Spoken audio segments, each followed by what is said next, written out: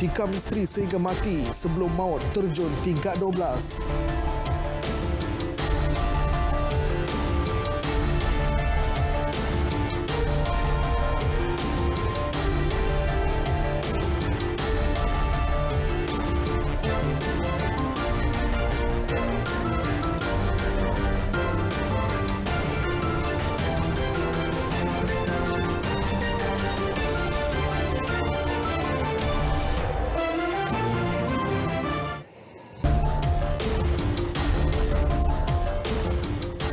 Selamat malam dan salam sejahtera. Anda bersama saya Muhajir Nasami, Berita Tengah Malam. Seorang lelaki maut terjun pangsapuri tingkat 12 di Pulau Pinang selepas menikam isterinya dengan pisau. Lelaki berusia 54 tahun itu ditemui orang ramai dalam keadaan berlumuran darah di tingkat bawah pangsapuri Paya Terubong dekat Air Hitam. Pemangku Ketua Polis Daerah Timur Laut Superintendent V. Saravanan berkata pihak polis menerima laporan daripada ibu mangsa yang memaklumkan pintu rumahnya berkunci dari dalam. Mangsa berusia 46 tahun juga tidak dapat dihubungi. Susulan itu, polis bergegas ke lokasi kejadian sebelum mendapati wanita itu dalam keadaan berlumuran darah di atas katil. Hasil pemeriksaan mendapati terdapat 2 kesan tikaman di leher dan peha mangsa. Punca bunuh ni kita syakilah ada persesiapan pergaduhan antara isteri suami dan suami dah terjun daripada bangunan. Kemungkinan husband dia tikam dia, lepas tu terus terjun daripada bangunan. Itu je. Mangsa dan suspek merupakan pekerja kilang di Bayan Lepas.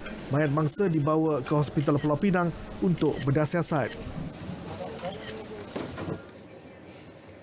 Seorang penternak ikan didakwa di Mahkamah Majistret Bentong, Pahang atas tuduhan membunuh 4 beranak yang maut dalam kemalangan minggu lepas. Di mahkamah sama, Ahmad Fuad mengaku tidak bersalah atas 2 pertuduhan berkaitan dadah. Pertuduhan terhadap Ahmad Fuad Muhammad Saleh, 44 tahun, yang berasal dari Lipis, dibacakan di hadapan Magistrate Syahrul Ihsan Hashim. Tiada pengakuan direkodkan daripada tertuduh kerana kes itu terletak di bawah bidang kuasa Mahkamah Tinggi. Ahmad Fuad didakwa membunuh suri rumah Raihan Muhammad, 43 tahun, dan 3 anaknya, Ahdah Dalili Muhammad Nazri, 14 tahun, Ahmad Muaz, 7, dan Amdah Imtinan, 5 tahun, di Kilometer 2 Jalan Lebu Felga Mempaga, Betong pada 2.30 petang 28 Januari lalu. Dia didakwa mengikut Seksyen 302 Kanun Keseksaan yang memperuntukkan hukuman mati mandatori jika sabit kesalahan. Majistret Syahrul Ihsan menetapkan 16 Mac ini sebagai sebutan semula kes untuk mendapatkan keputusan bedah siasat semua mangsa dan laporan kimia tertuduh. Sabit kesalahan boleh dihukum denda tidak melebihi RM100,000 atau penjara maksimum 5 tahun atau kedua-duanya. Kegiatan mengedar dadah terbongkar susulan penemuan dadah dan wang tunai dalam kereta yang terbabit kemalangan di Jalan Padang Gaung, Langkawi. Hasil pemeriksaan, pihak polis menemui dadah bernilai lebih RM68,000. Menurut Ketua Polis Daerah Langkawi ACP Syariman Ashari, pada kejadian pukul 11.40 pagi, sebuah kereta yang dipandu seorang lelaki tempatan dapati terbabas di Jalan Padang Gaung. Dalam beg kedua, tertemui 4 paket plastik Luxina bersaiz sederhana dan 27 paket plastik Luxina bersaiz kecil. Dia berisi bahan kristal disyaki dadah jenis syabu dengan anggaran berat 690.30 gram. Suspek berusia 41 tahun kini menerima rawatan di hospital. Sementara itu, bahagian siasatan jenayah narkotik IPD Langkawi berjaya menahan 6 lelaki tempatan yang terlibat dalam pengedaran dadah. Kesemua suspek yang berusia lingkungan 22 hingga 44 tahun itu direman selama 7 hari sehingga 11 Februari ini. Cubaan menyedok masuk 30 kg ketulan ganja mampat bernilai hampir RM150,000 ditumpaskan Agensi Penguasaan Maritim Malaysia Zon Maritim Kuala Perlis. Pengarah Maritim Negeri Kedah dan Perlis Laksamana Pertama Maritim Muhammad Zawabi Abdullah berkata, rampasan dibuat hasil risetkan pasukan operasi khas APMM yang berjaya mengesan pergerakan masuk sebuah bot fiber dari negara jiran. Kejadian berlaku pada kedudukan 2.26 Batu Nautika, Barat Laut Muara Kuala Perlis sekitar pukul 1.42 pagi. Dua penyelundup yang menyedari bot APMM berjaya melarikan diri ke sempadan Thailand dengan mencampakkan bungkusan yang mengandungi ganja berkenaan ke dalam laut. Selalunya untuk dadah lah, ganja, syabu apa semua. Dia nak elak daripada bot penguasa, tak kisahlah sama ada polis ke, custom ataupun APMM sendiri. Untuk mengejar dia terlalu ini, dia akan campak. Selagi dia nampak bot penguasa mengejar, dia akan campak semua. Satu, untuk dia untuk dia bagi ringan dia punya bot.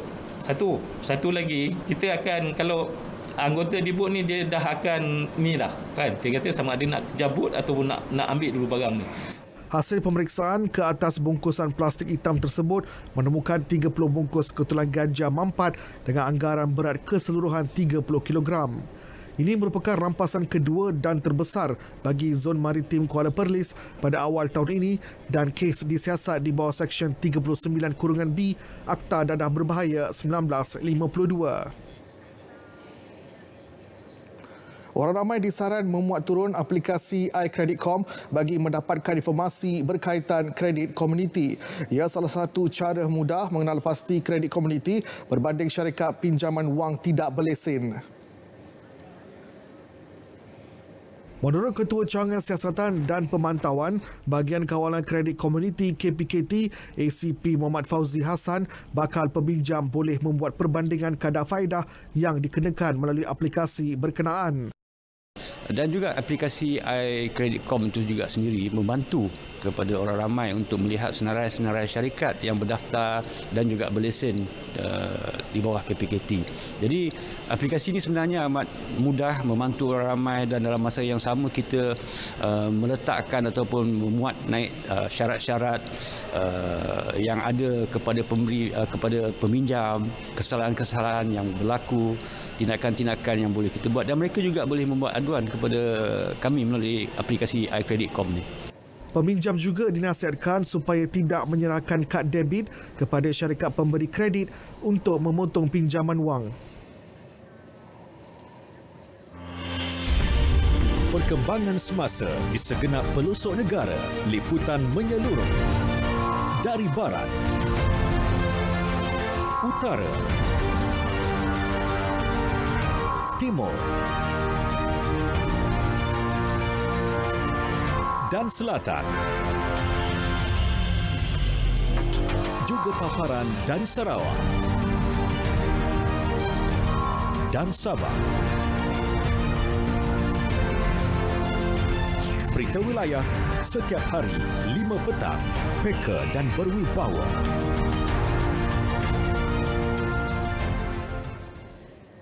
Baik, bertemu kembali.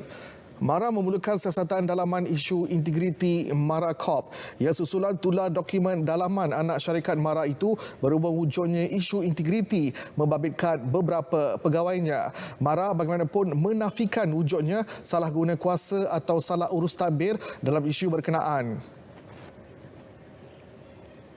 Menerusi kenyataan, pengurusinya Datuk Seri Panglima Azizah Mohamad Dun menjelaskan pihaknya memandang serius penyebaran dokumen pentadbiran dalaman kepada pihak awam. Tindakan itu telah menimbulkan persepsi negatif terhadap institusi penting Bumiputera tersebut.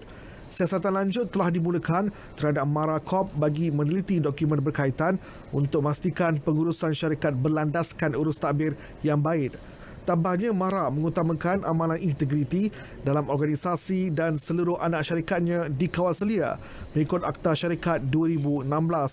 Beliau turut menegaskan pihaknya tidak akan berkompromi atau melindungi mana-mana individu sekiranya didapati terlibat dalam aktiviti salah laku seperti yang didakwa. Pusat Governance, Integriti dan Anti Rasuah Nasional GIACC sedang mengumpul input daripada pemegang taruh bagi menilai keberkesanan Pelan Anti Rasuah Nasional NACP yang diperkenalkan 4 tahun lalu. Ketua Pengarahnya Datuk Seri Muhammad Salihuddin Hasan berkata, ini memandangkan NACP 2019-2023 akan masuki tahun ke-5 tahun depan sekaligus perlu penilaian berkesanannya. Beliau dalam satu kenyataan menyatakan sudah tiba masanya untuk melihat keperluan bagi menilai pelan sedia ada. Ia mengambil kira dapatan Indeks Persepsi Rasuah CPI 2021 mengenai kedudukan Malaysia dan pandangan pelbagai pihak bagi memantapkan agenda dan visi NACP. NACP 2019-2023 diperkenal susulan pilihan raya umum PRU ke-14 memberi penekanan kepada usaha memastikan Malaysia dikenali kerana integriti bukannya rasuah. Baik, pengguna lebuhraya dinasihatkan mematuhi jadual cadangan waktu perjalanan TTA kerana jumlah trafik harian dijangka meningkat. Plus Malaysia Berhad Plus menggalakkan pengguna dari utara dan selatan yang ingin kembali ke Lembah Kelang pada 4 hingga 6 Februari ini memasuki lebuhraya sebelum jam 9 pagi. Dalam satu kenyataan, Ketua Pegawai Operasi Plus Datuk Zakaria Ahmad Zabidi menggesa orang ramai supaya merancang perjalanan pulang yang selamat dengan merujuk kepada TTA yang telah dikeluarkan. Lonjakan trafik dijangka berulang esok dan Ahad 6 Februari berikutan orang ramai yang mengambil cuti tambahan bersempena dengan cuti sekolah kembali ke Lembah Kelang. Datuk Zakaria berkata, Plus telah membuat persediaan rapi untuk memastikan pelanggan lebuhraya menikmati perjalanan pulang yang selesa. Plus juga bekerjasama dengan Polis Trafik dan Jabatan Pengangkutan Jalan JPJ untuk melaksanakan penguatkuasaan undang-undang di sepanjang lebuhraya, menempatkan pasukan rela untuk pengurusan trafik di Plaza Tol dan kawasan rehat. Pengguna boleh mendapatkan info trafik terkini melalui platform media sosial dan maklumat tertera.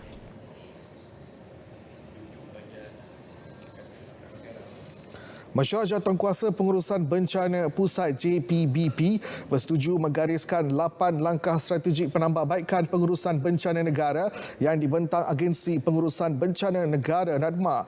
Menurut Perdana Menteri Datuk Seri Ismail Sabri Yaakob, perbincangan menekankan langkah-langkah dan perancangan jangka pendek, sederhana dan jangka panjang yang perlu dilakukan kerajaan pusat dan kerajaan negeri supaya bencana banjir tidak memberi impak besar kepada negara dan rakyat.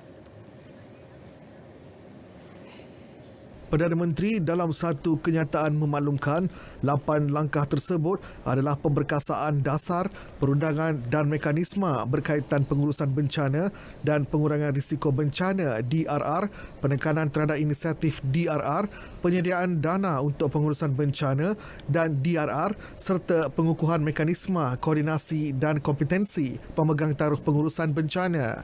Selain itu, penambahbaikan sistem dan penyampaian maklumat dalam pengurusan bencana dan DRR, pemberkasaan dasar dan mekanisme koordinasi bantuan NGO dan sukarelawan, peningkatan kemahiran dalam komunikasi krisis dan komunikasi strategik, dan peningkatan kapasiti komuniti setempat dan tumpuan terhadap lokalisation dalam pengurusan dan DRR. Baik, sempena Hari Kanser Sedunia, Perdana Menteri Datuk Seri Ismail Sabri Yaakob menasihatkan keluarga Malaysia memberi sokongan kepada pesakit kanser agar mereka terus berjuang melawan penyakit itu. Dalam hantaran di Facebook beliau, Datuk Seri Ismail Sabri percaya ramai dalam kalangan keluarga Malaysia yang mempunyai saudara mara atau rakan yang bertarung dengan kanser, termasuk beliau sendiri yang mempunyai pegawai yang menghidap penyakit kanser.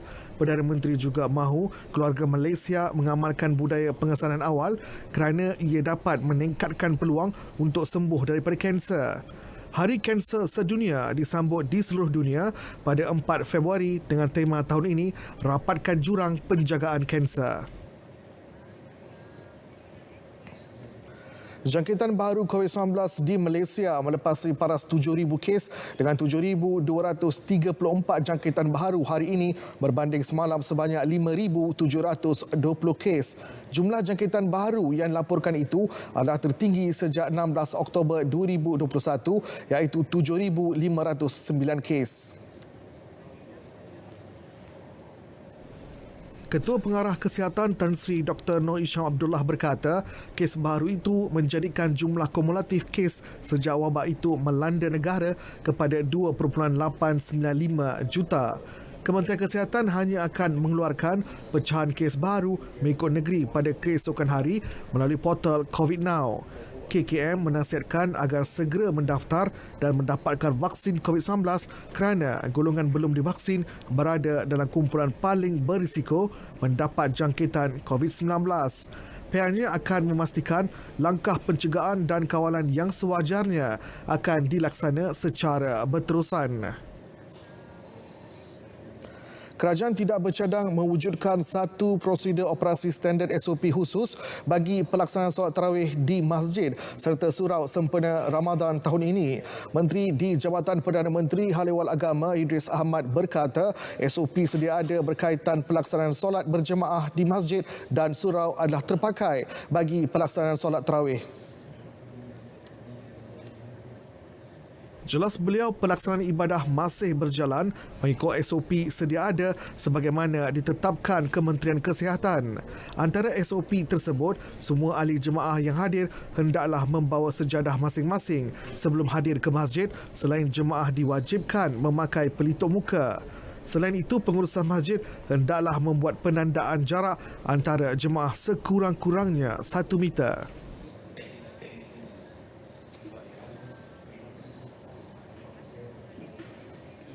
Syarikat Pengendali Umrah berharap prosedur operasi standard SOP baru bagi ibadah berkenaan dapat dimuktamadkan dan diumumkan segera. Ia bagi memberi tempoh mencukupi kepada pengendali dan bakal jemaah membuat persiapan sebelum dibenar berlepas ke Tanah Suci yang dijadualkan bermula 8 Februari ini.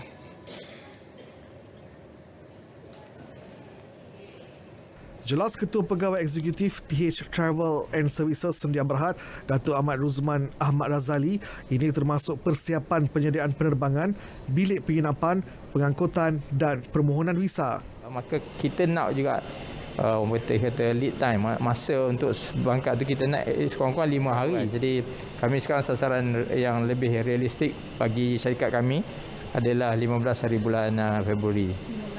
Februari. Maknanya yang 40 orang 8 tu kita akan offer dia 15 lah. Orang tak sabar nak pergi, mana seolah-olah as soon as possible, seberapa segera kan.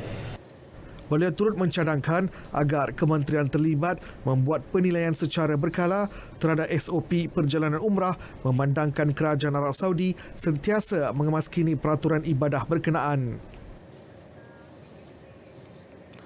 Satu unit khas ditubuhkan Yayasan Sri Negara bagi membantu anggota dan bekas polis yang ditimpa musibah banjir hujung tahun lepas.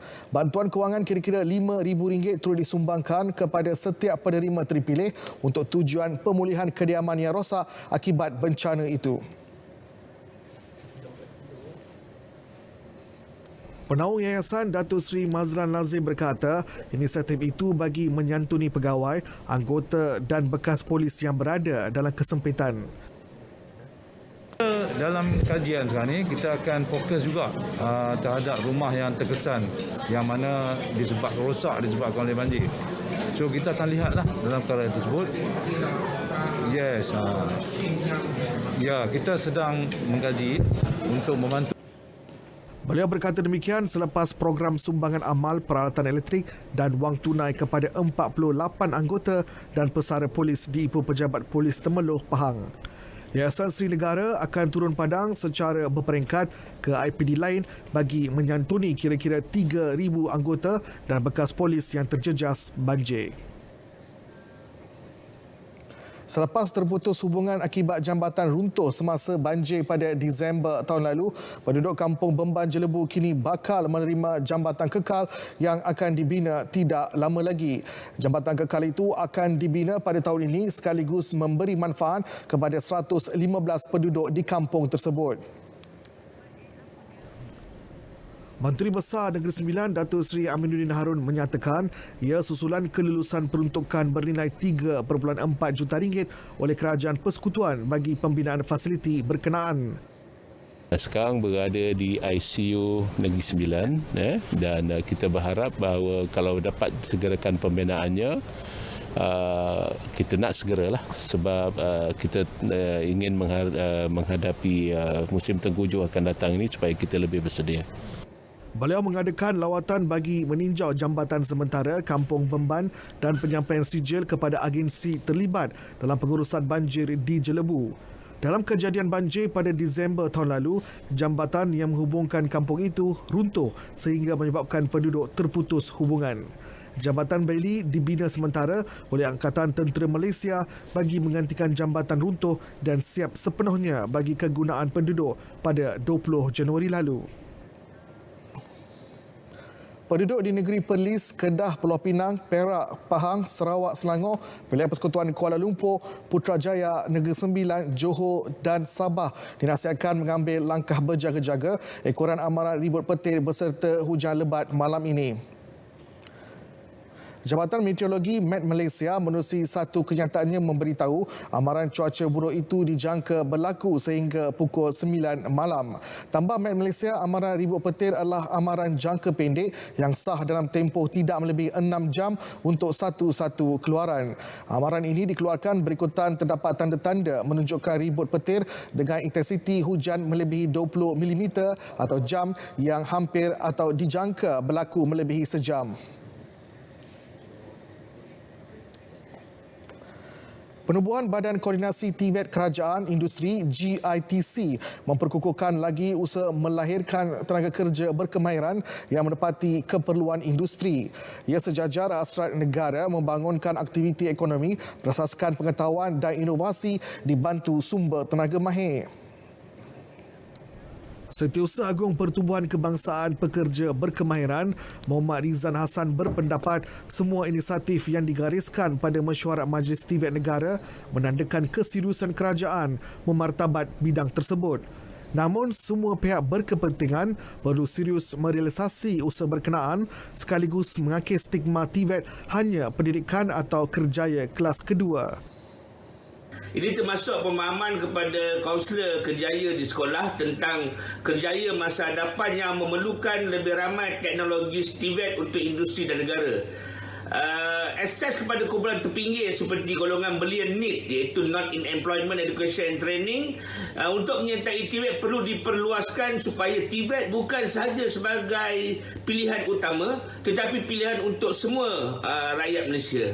Ketua Penyelidik Universiti Kewangan Islam Global INSEF, Profesor Madya Dr. Baharum Abdul Hamid berpandangan penekanan terhadap Tibet akan memastikan bidang teknikal negara kekal mampan dan berdaya saing seiring revolusi industri 4.0.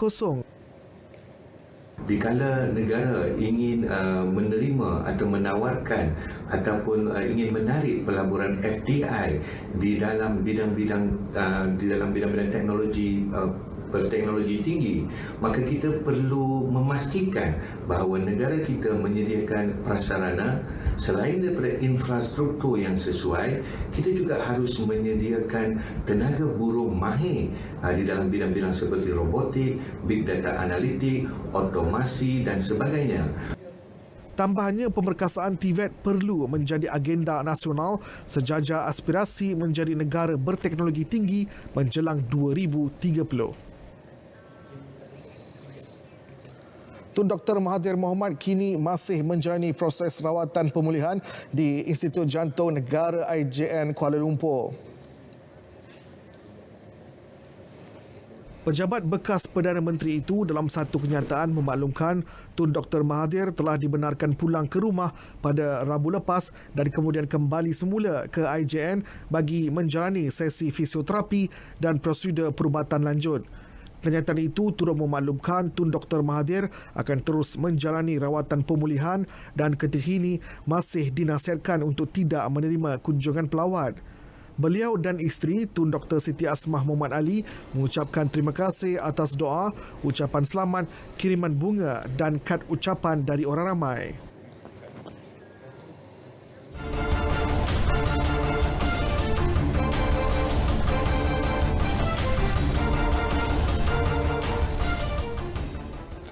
Baik, sedikit perkembangan sukan. Menjelang bermulanya Liga Malaysia 2022, Selangor FC kini sudah bersedia 100% untuk mengharungi Liga Malaysia musim ini dengan menyasarkan kelompok 2 teratas Liga dan Piala Malaysia. Perkara itu ditegaskan Ketua Pegawai Eksekutif Selangor FC, Dr. Johan Kamal Hamidon, yang yakin akan barisan pemain mampu memberikan cabaran kepada pasukan lain.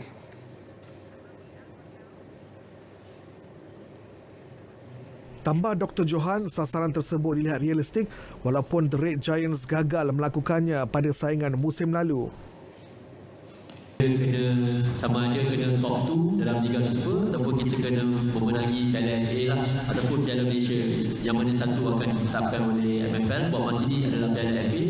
Jadi kita fokus kami adalah untuk layak ke Asia, dan this will be our target lah, top 2 Super League or winning the FA Cup. Beliau ditemui pemberita selepas majlis perasmian jersey kedua Selangor FC yang mendapat kerjasama TDC Holdings Sdn Bhd bersempena Hari Kanser Sedunia di Subang Jaya.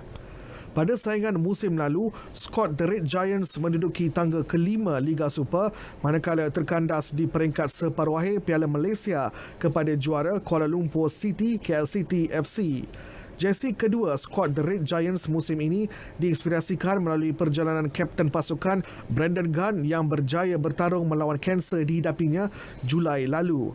Turut hadir pada majlis tersebut Raja Muda Selangor Tengku Amir Shah Sultan Sharafuddin Idris Shah, Menteri Kesihatan Khairi Jamaluddin dan Ketua Pegawai Eksekutif TDC Holdings Sdn Bhd Muhammad Hafizuddin Hugh Abdullah. Usaha meningkatkan pembangunan bola sepak negara di peringkat akar umbi, Interclub Football League ICFL maju selangkah dengan menganjurkan kejohanan bola sepak bawah 16 tahun peringkat kebangsaan 2022 yang akan berlangsung pada 1 hingga 4 Mac nanti di Kota Baru, Kelantan. Menurut Presiden ICFL, Dato' Kamil Mokhtar, kejohanan tersebut mendapat kerjasama Grey United FC dengan sokongan Majlis Sukan Negeri Kelantan MSNK dan Majlis Sukan Negara MSN. Kita nakkan satu kualiti permainan dan satu kejuaraan bagi di kalangan kami lah. Ada bagi di kalangan pasukan-pasukan yang bukan pasukan-pasukan nasional lah. Jadi kelab-kelab ni banyak. Seluruh dunia ada kelab. Even kita pun di Malaysia pun, di Lembah Kelang pun lebih kurang 1,800 kelab. Tapi tak tahu ke mana arah tuju dia. Jadi ini yang kita buatkan satu platform ni untuk menarik minat kelab-kelab menyertai kita punya penganjuran. Tambahnya, buat masa ini, kejohanan tersebut mendapat sambutan menggalakkan dengan penglibatan pasukan dari Kuala Lumpur, Selangor, Melaka, Negeri Sembilan, Perak, Pulau Pinang, Kedah, Terengganu dan Kelantan. ICFL juga kini sedang menunggu pengesahan slot daripada pasukan Akademi Mokhtar Dahari AMD selain kelab-kelab negeri.